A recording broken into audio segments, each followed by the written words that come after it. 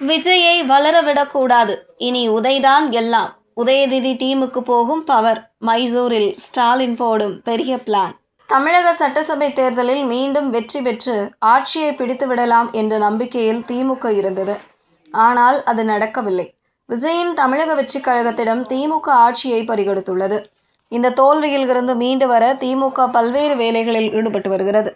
அந்த வகையில் தற்போது திமுக தலைவர் மு.க.ஸ்டாலின், எதிர்க்கட்சி தலைவர் உதயநிதி ஸ்டாலின், மருமகன் சபரீசன், கட்சியின் பொருளாளர் டி.ஆர். பாலு, முன்னாள் அமைச்சர் அன்பில் மகேஷ் உள்ளிட்டோர் மைசூருவுக்கு தனி விமானத்தில் சென்றுள்ளனர்.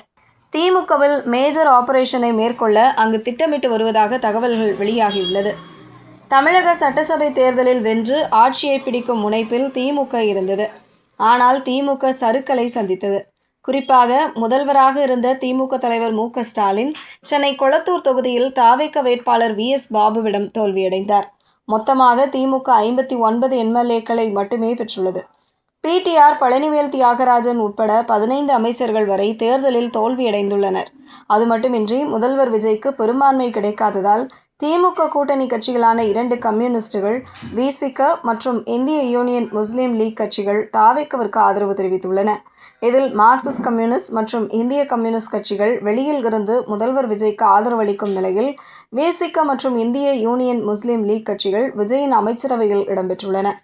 அதோடு காங்கிரஸ் கட்சி திமுக கூட்டணியில் இருந்து முழுமையாக வெளியேறி த.வே.க. அமைச்சரவையில் 2 இடத்தை பெற்றுள்ளது.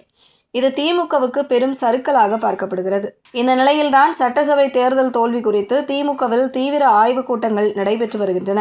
இப்படியான சூழலில்தான் திமுக தலைவர்கள் கர்நாடக மாநிலம் மைசூருவுக்கு 5 நாள் பயணமாக நேற்று சென்றனர். இவர்கள் 1ஆம் தேதி சென்னை திரும்ப உள்ளனர். ஸ்டாலினுடன் அவரது மகனும், கட்சியின் இளைஞரணி செயலாளர் உதயநிதி ஸ்டாலின், மருமகன் சபரீசன், கட்சியின் பொருளாளர் டி.ஆர். பாலு, முன்னாள் அமைச்சர் அன்பில் மகேஷ் பொய்யாமொழி ஆகியோர் தனி விமானத்தில் பயணம் செய்தனர். இது ஸ்டாலினின் தனிப்பட்ட பயணம் என்று கட்சி தரப்பில் கூறப்படுகிறது. ஆனால் உண்மையில் அரசியல் வட்டாரங்களில் இது பல ஊகங்களை எழுப்பியுள்ளது. குறிப்பாக திமுகவில் இளைஞரணியைச் சேர்ந்தவர்களுக்கு முக்கியத்துவம் அளிக்கும் வகையில் மைசூருவில் ஆலோசனை மேற்கொள்ளப்பட உள்ளதாக கூறப்படுகிறது. தேர்தலில் தோல்வியடைந்தது எப்படி? விஜயின் த.வே.க.விற்கு இளைஞர்கள், இளம்பெண்கள் மத்தியில் செல்வாக்கு உள்ள நிலையில் அதனை எப்படி திமுக பக்கம் இழுப்பது? இளைஞருக்கு முக்கியத்துவம் கொடுத்து கட்சியின் எதிர்கால நடவடிக்கை தொடர்பாக ஆலோசனை மேற்கொள்ளப்பட உள்ளதாக தகவல்கள் வெளியாகியுள்ளது. ஏற்கனவே விஜயின் அரசியல் எழுச்சியால் திமுகவில் உதயநிதி ஸ்டாலினுக்கு செயல் தலைவர் பதவி வழங்கப்படலாம் என்று கூறப்படும் நிலையில், அது பற்றியும் கட்சியில் பிற இளம் தலைவர்களுக்கு கூடுதல் பொறுப்பு வழங்கப்படுவது பற்றியும் விவாதிக்கப்பட உள்ளதாக தகவல்கள் வெளியாகியுள்ளது.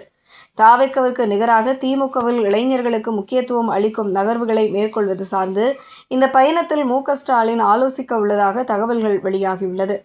இதனால் விரைவில் திமுக நிர்வாக பதவிகளில் மாவட்ட வாரியாக பெரிய அளவில் மாற்றம் செய்யப்பட அதிக வாய்ப்புள்ளதாக கூறப்படுகிறது.